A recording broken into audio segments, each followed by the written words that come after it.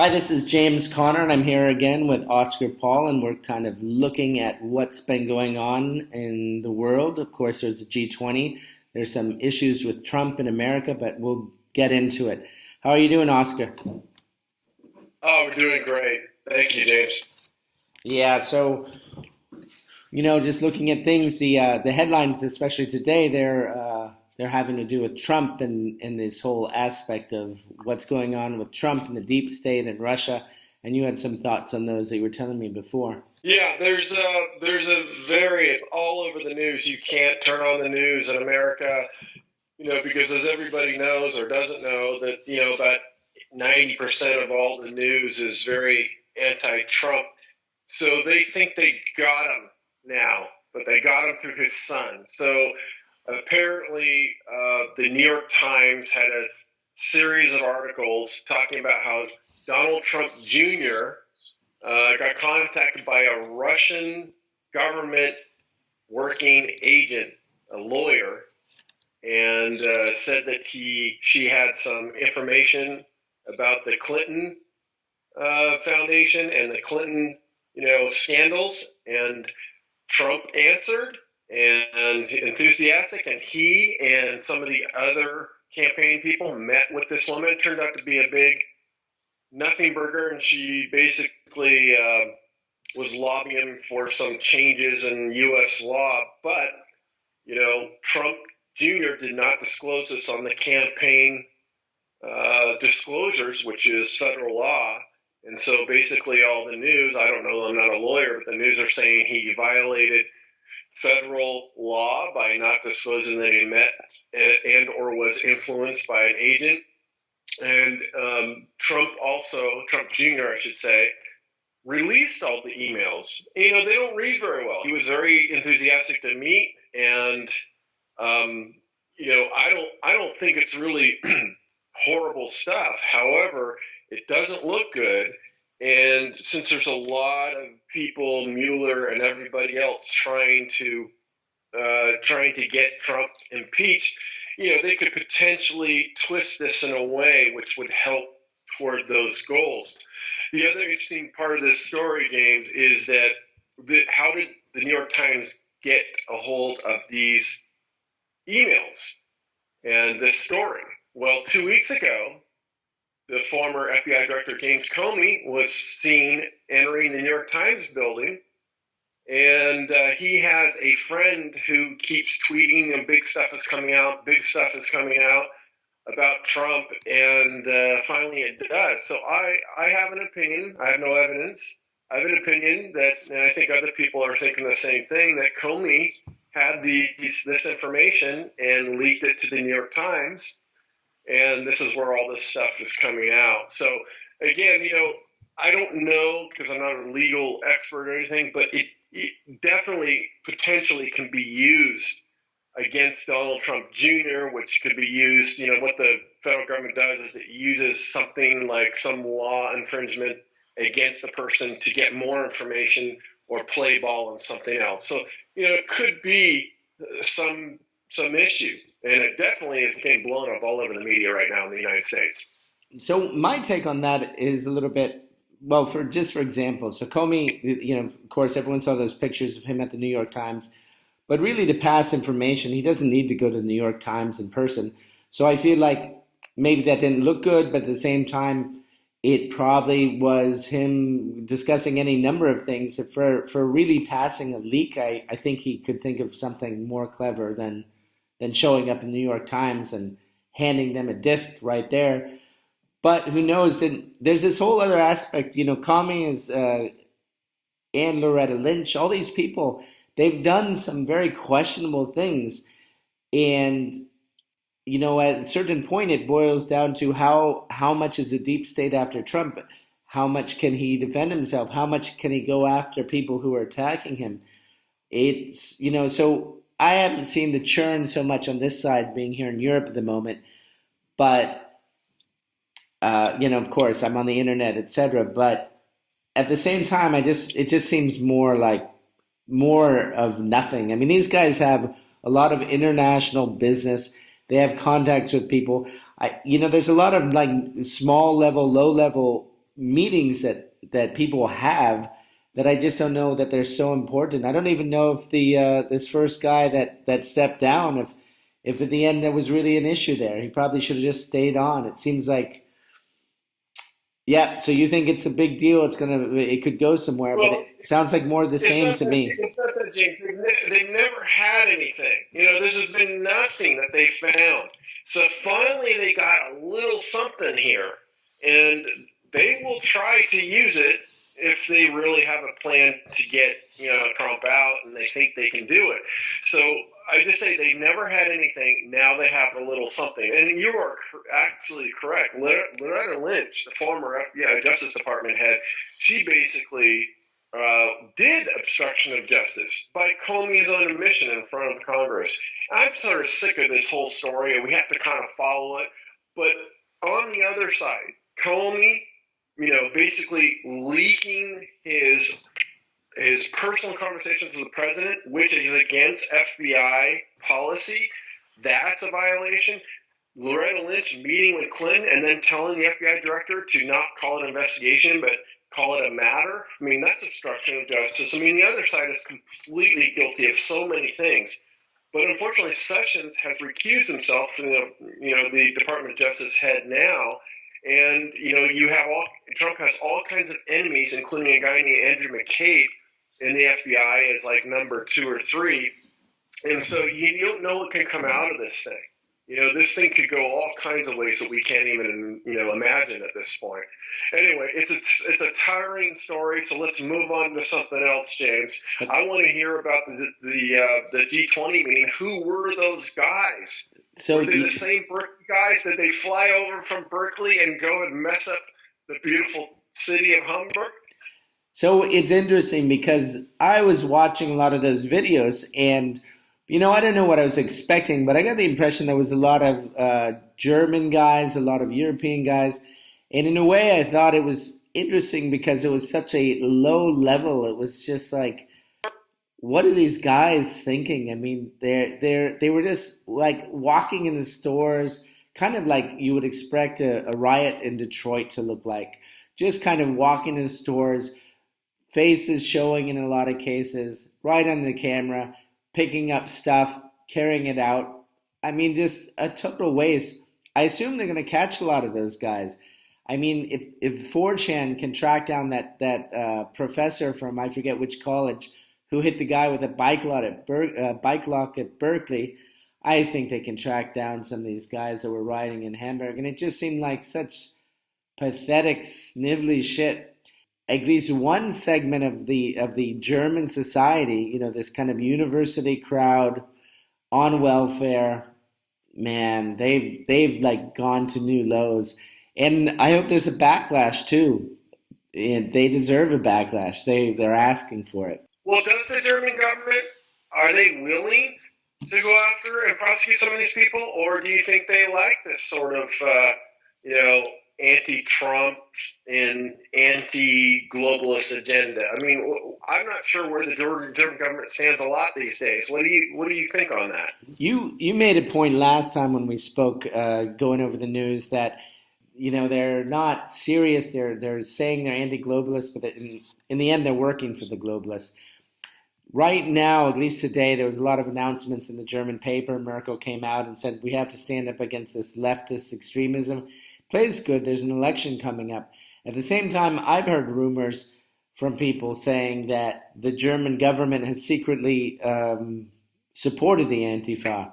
I don't know. I haven't really investigated that. And also the amounts might be so small, and it might be limited to small factions within the government, because there are left-wingers in the government too, with certain factions. A lot of that's hard to unravel. Merkel, a lot of things that Merkel does would seem that her interests are not those of Germany. And so, when she lets in these massive amounts of migrants, that's not good for Germany. And who knows, with the rioting, she might think that it plays well. Allow the rioting, and then she can clamp down on the rioting, say she's doing something, and coast to re-election. I don't know. There were other things, though, with the G20. if I may, that were also quite interesting. Now it seems like years ago, but it was this weekend, and there was all the interaction that everyone was waiting for, the interaction between Trump and Putin and Trump and Merkel and Trump and May, and seemed like he did a pretty decent job. He kind of got along with everybody. There's one great picture of him sitting alone where pretty much it says everything. They're all palling around with each other. He's sitting there on his lonesome. Another one with him taking the group photo where they all have globalist pins and he has the American flag on his lapel. He did some nice work while he was there, and he didn't get too sucked into it. He kind of showed up, played the game, but didn't take it too seriously. And in the end, what are they going to do without America anyway?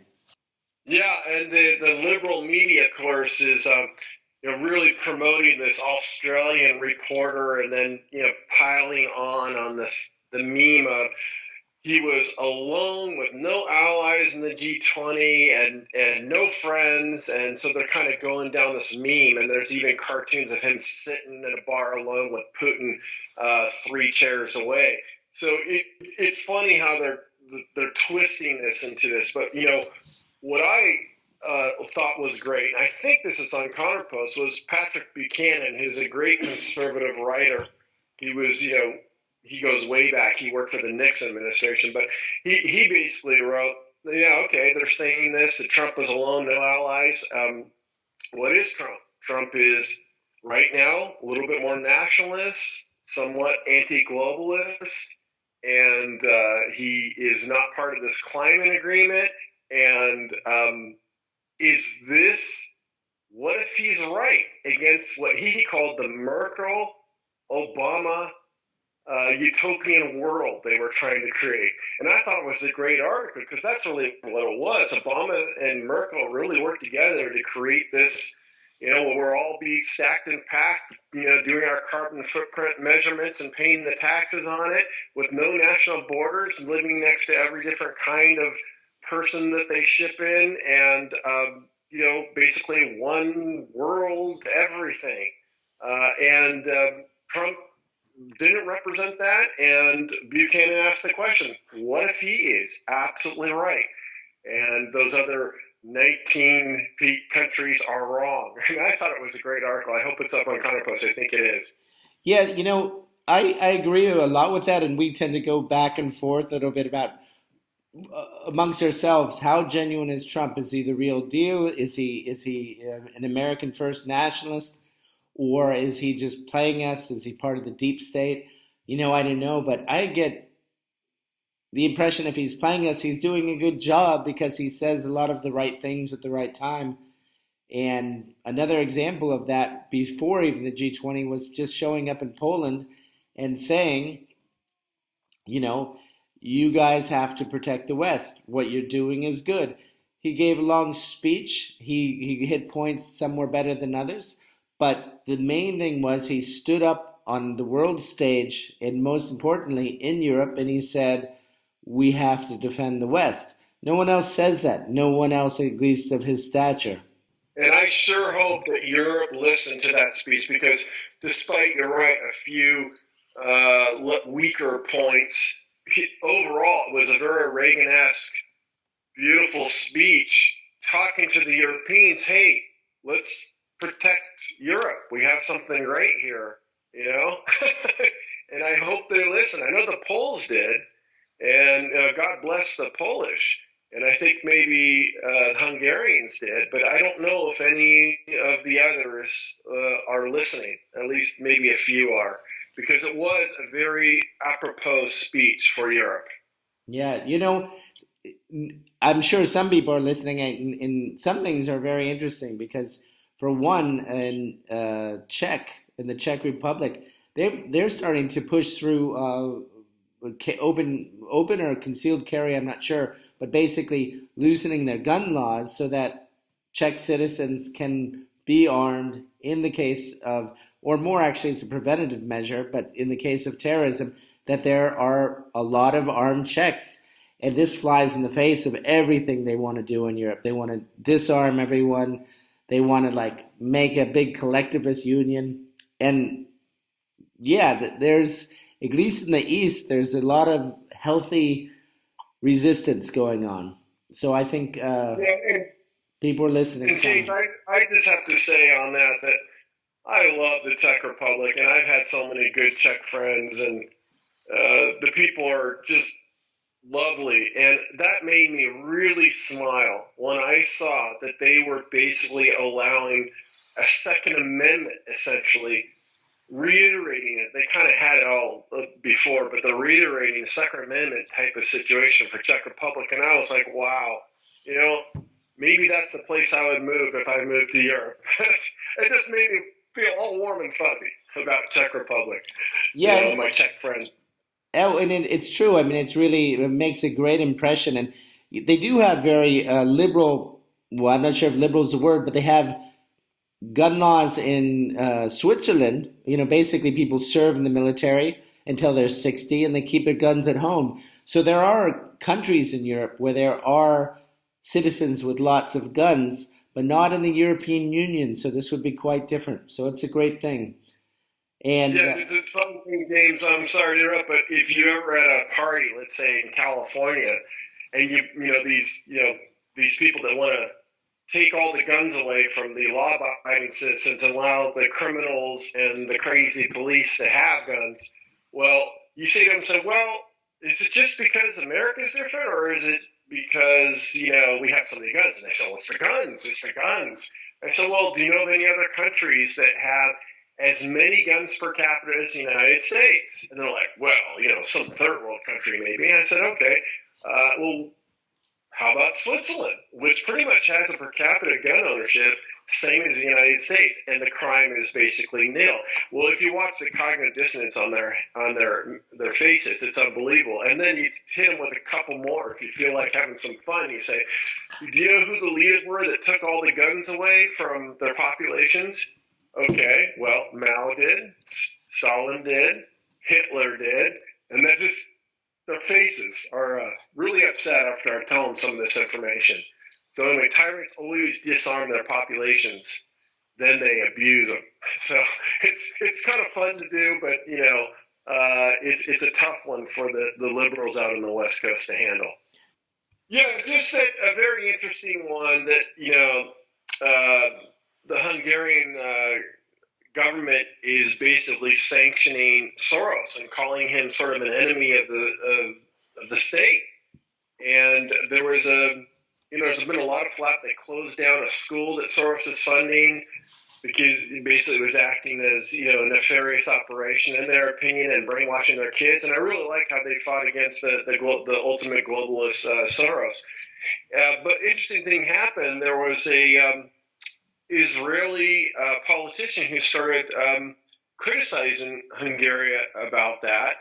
And then the Israeli foreign minister intervened and said, no, we agree that Hungary has the right to do this, and Soros is potentially doing some damage to their country. And so we're siding with